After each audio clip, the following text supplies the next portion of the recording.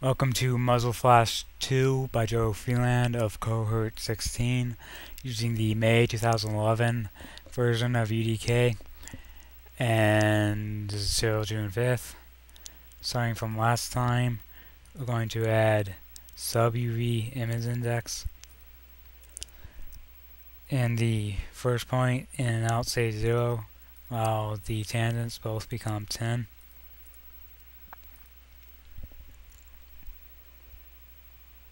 For point 1 comes in, 10 comes out, and the tangents become 11.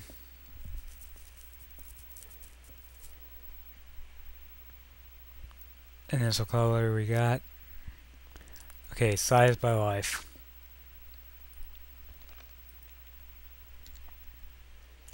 You only need the 2 points.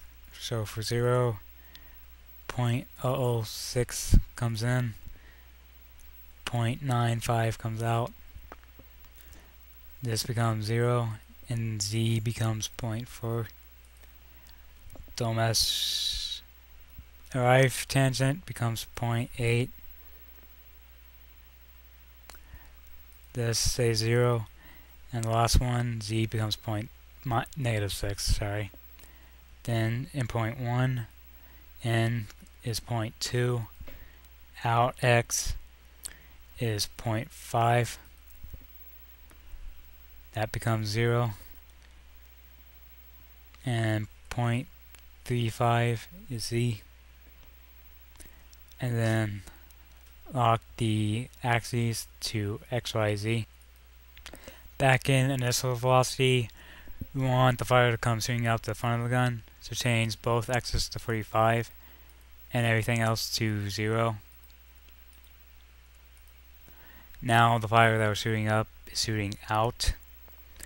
Add a rotation, and the default works just fine. Add a rotation rate, and that becomes 0.4 and -0.4. And then lastly, initial location, and this tells the particle where they can spawn in relation to the emitter, so they will always appear in the exact same place. X for both is 2 and everything else is -2.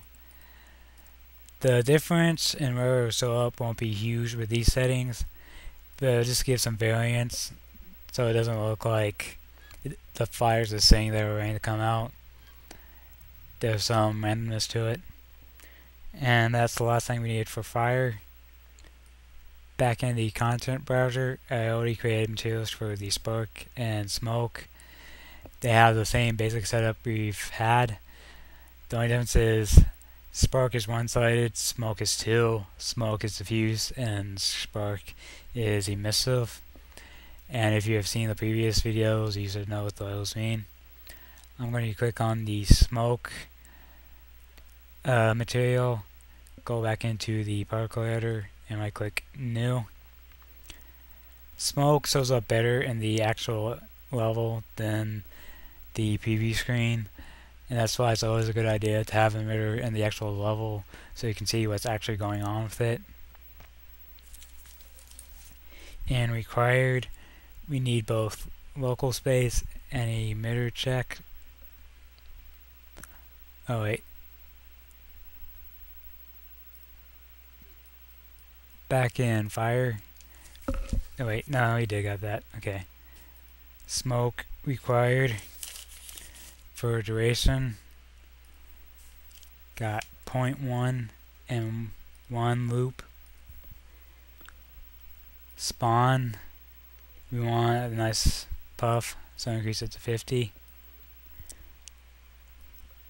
Lifetime get changed to 0.3 and 0.4 because we won't want it lasting too long. Initial size, again, we want it coming out the x-axis, so 42, 0, 0, because we don't want it coming out y or z.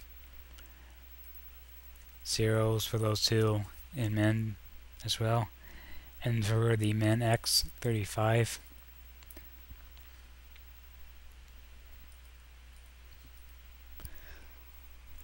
Now we tell it to come out x, but you can still see it coming out the top. That's initial velocity. Change the x to 45 for both, and again 0 for y and z. Now that we've completely gotten rid of y and z, it comes out the side like we want. We move color over life and replace with color initial. Then size by life. We need an additional point, so add it. In for 0, say 0, and now for x becomes 0.002. The rest say 0. In for 1 becomes 0.02. Out becomes 0.4 for x, 0.9 for x and y. Wait, 0.9 is x for the two tangents. It's a lot of numbers, folks. You can get them mixed up pretty easy. Go down to 2 and expand that. In value becomes 0.8. Out becomes 9. And then for the leaf tangent, I'm not messing with the life for this one. Leave x becomes 1.3. And lock the axes on x, y, z. Initial location, same as for the fire, 2 for x and -2 for y and z.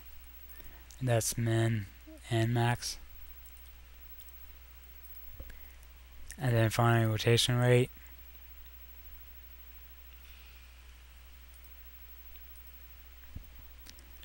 Change min to -1. And now we have our smoke texture along with the fire. Kind of hard to see the fire behind the smoke, but it's there. And next video we'll finish up with the spark.